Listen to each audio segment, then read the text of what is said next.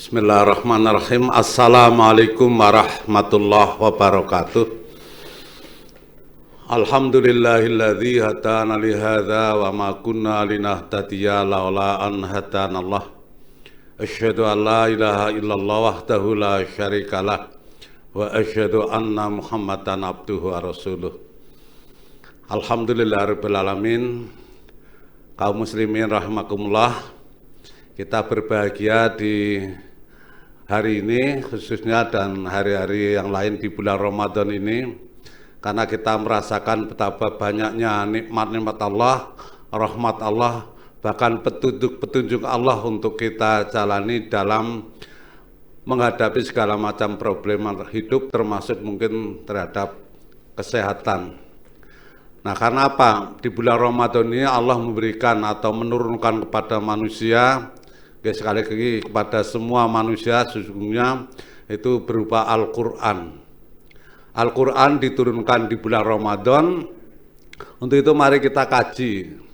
Yang pertama, kita mengetahui dari Al-Quran itu sendiri bahwa Allah menurunkan Al-Quran pada bulan Ramadan dalam surat Al-Baqarah ayat yang ke-185. A'udzubillahi minasyaitonirrajim. Bismillahirrahmanirrahim. Syahrul Ramadan alladzi unsila fil Qur'an hudal linnasi wa bayyinatin minal huda wal furqan. Faman syahida minkum syahra falyasumhu. Sampai ayat yang terakhir. Monggo silahkan nanti dibaca ulang, dikaji ulang. Saya hanya mengajak untuk memahami bahwa Al-Qur'an itu diturunkan pada bulan Ramadan. Kalau terjemahnya itu bulan Ramadan adalah bulan diturunkannya Al-Quran. Al-Quran itu berfungsi sebagai petunjuk bagi manusia dan juga rincian-rincian atau penjelasan-penjelasan terhadap petunjuk itu. Barang siapa yang menyaksikan atau mengakui berada di bulan Ramadan, maka hendaklah ia berpuasa. Sesungguhnya Al-Quran itu diturunkan untuk apa itu? Pada surat Al-Qadar Allah menyatakan, A'udzubillahi minasyaitonirrajim, Inna anzalnahu fi lailatul qadr wa ma adraka ma lailatul qadr. Lailatul qadri khairum min alfi syahr. Tanazzalul malaikatu warruhu fiha bi'izni rabbihim min kulli amr salamun hiya hatta matla'il fajr. Sungguh kami telah menurunkan Al-Quran pada malam Lailatul Qadar atau malam yang penuh kemuliaan, malam kemuliaan. Tahukah Anda apa malam Lailatul Qadar itu? Lailatul Qadar itu lebih baik daripada 1000 bulan. 1000 bulan kalau kita hitung ada berapa tahun? 1000 dibagi 12 kurang lebih 83,333. Ya mungkin seumur manusia itu. Tapi di situ perlu kita renungkan lebih baik apanya itu. Dikatakan bahwa Lailatul Qadar itu lebih baik daripada 1000 bulan. Lebih baik apanya? Dan ini kita bisa melihat jawabannya pada surat Ad-Dukhan. Surat yang ke-44, ya surat yang ke-44, surat Ad-Dukhan, mulai ayat 345. A'udzubillahi minasyaitonirrajim. Inna anzalnahu fi lailatin mubarakah. Inna kunna mundzirin. Fiha yufraqu kullu amrin hakim. Inna kunna mursilin. Sungguh kami telah menurunkan Al-Quran pada malam yang penuh barokah atau malam yang diberkahi. Sungguh kami ingin atau akan memperingatkan. Pada malam itu semua urusan dipisah-pisahkan dengan sangat teliti, dengan sangat bijak.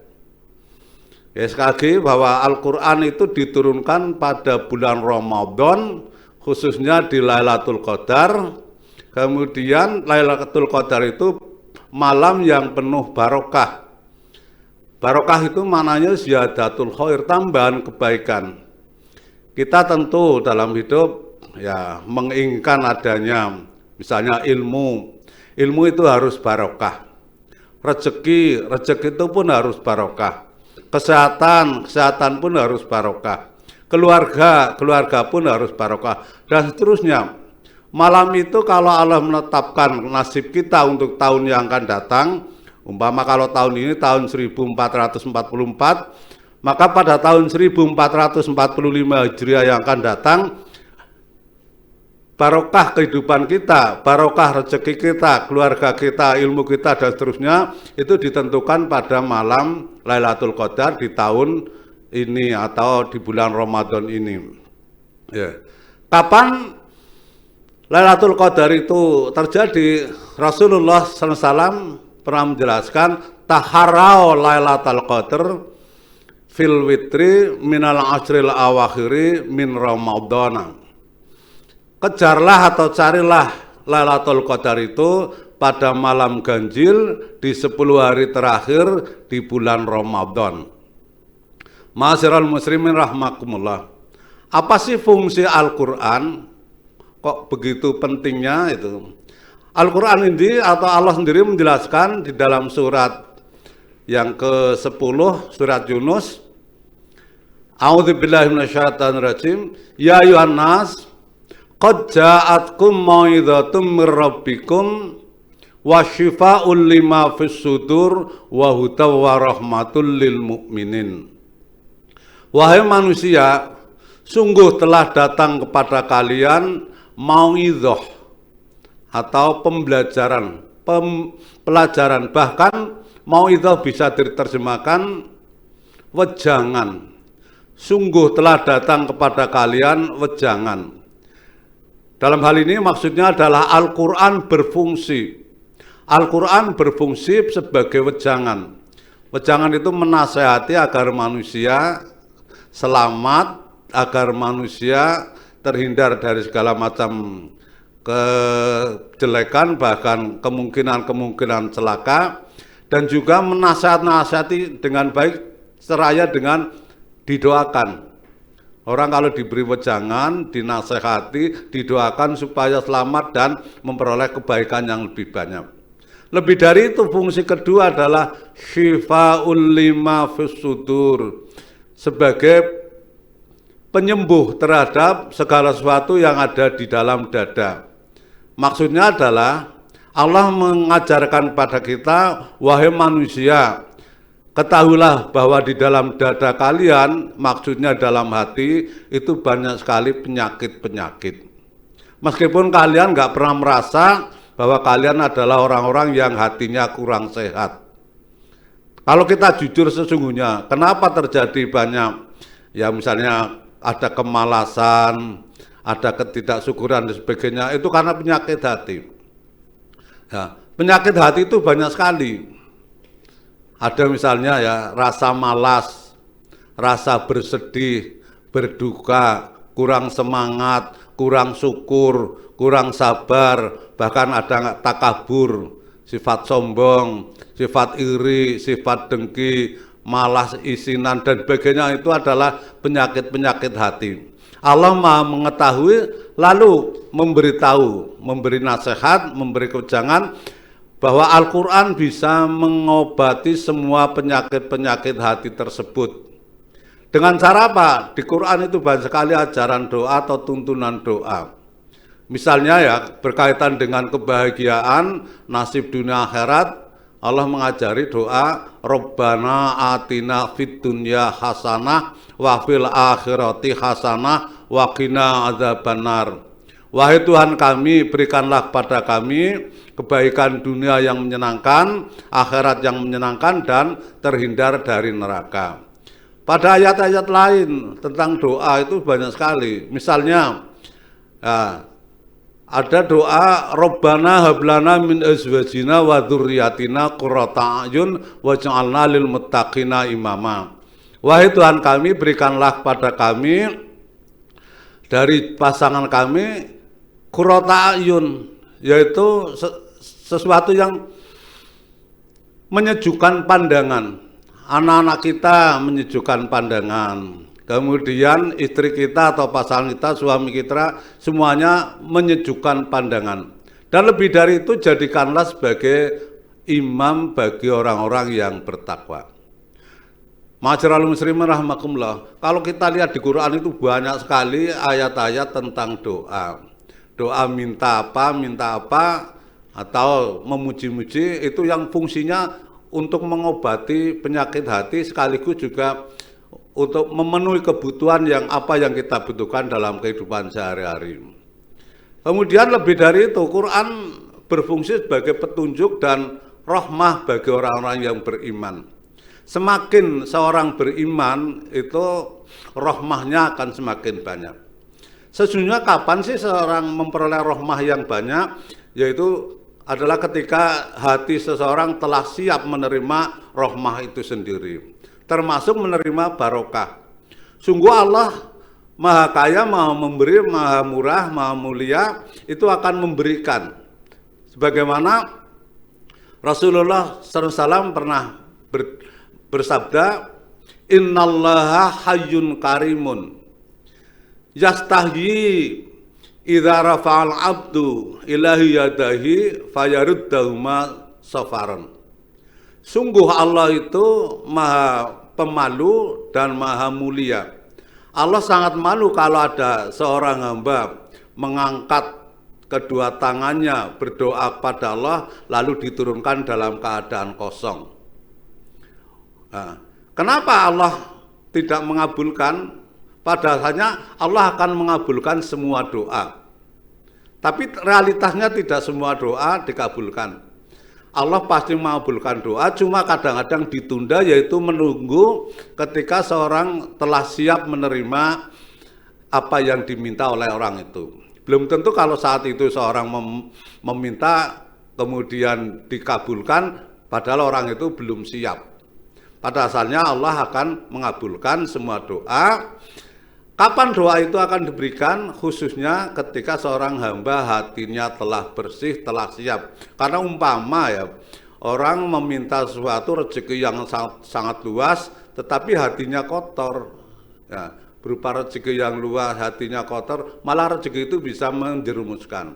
Ingin memperoleh ilmu yang sangat luas, tapi hatinya juga kotor. Ilmu nggak akan bermanfaat kalau hatinya kotor dan seterusnya. Nah, bulan Ramadan itu termasuk bulan untuk bersih-bersih, bulan untuk mensucikan. Maka bulan Ramadan juga dikatakan bulan suci. Bulan suci Ramadan maknanya bulan untuk mensuci-sucikan. Yang disucikan itu sebenarnya apa? Yang disucikan kalau kita sadari sesungguhnya adalah rohani kita. Rohani yang menempat di kolbu. Rasulullah SAW pernah mengingatkan bahwa ala inna fil jasadi mudghatan idza saluhat saluhal jasadu kulluh wa idza fasadat fasadal jasadu kulluhu ala wahyal qalbu. Ketahuilah bahwa di dalam jasad itu ada segumpal daging, yang apabila segumpal daging itu soleh, maka semua jasad itu soleh. Sebaliknya kalau segumpal daging itu rusak, maka semua jasad itu rusak. Yang dimaksud di sini bukan secara lahiriah atau materialisnya, tetapi adalah secara fungsinya. Jasad fungsinya yang dimaksud jasad umpama ya, yang ada di kepala, mohon maaf, ada yang namanya otak, ada yang namanya mata, ada yang namanya telinga, ada yang namanya lisan, kemudian dan seterusnya. Ya, kalau otak itu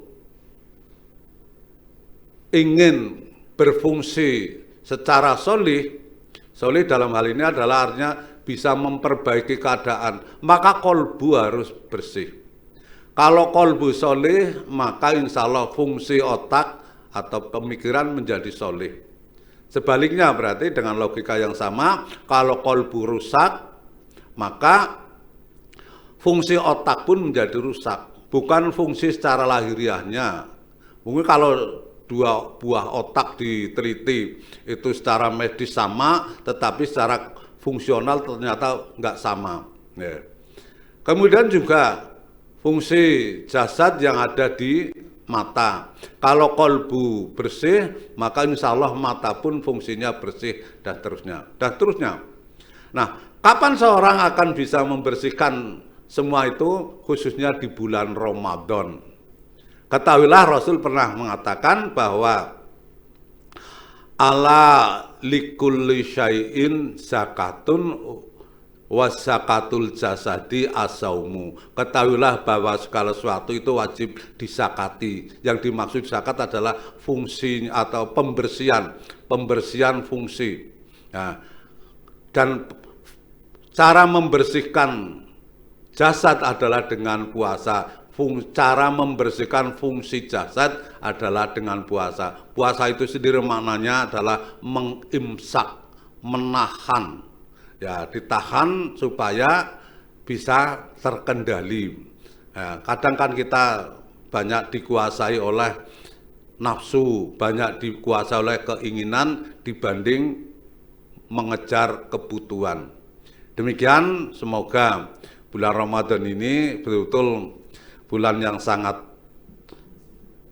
menguntungkan bagi kita, karena kita akan memperoleh rahmat yang sangat besar, tapi dengan cara monggo bareng-bareng mengkaji Al-Quran. Al-Quran diturunkan di bulan Ramadan, ada Lailatul Qadar dan sebagainya, agar kita bisa memperoleh yang terbaik nasib kita di tahun yang akan datang. Mudah-mudahan bermanfaat dan Allah memberikan barokah pada kita. Assalamualaikum warahmatullahi wabarakatuh.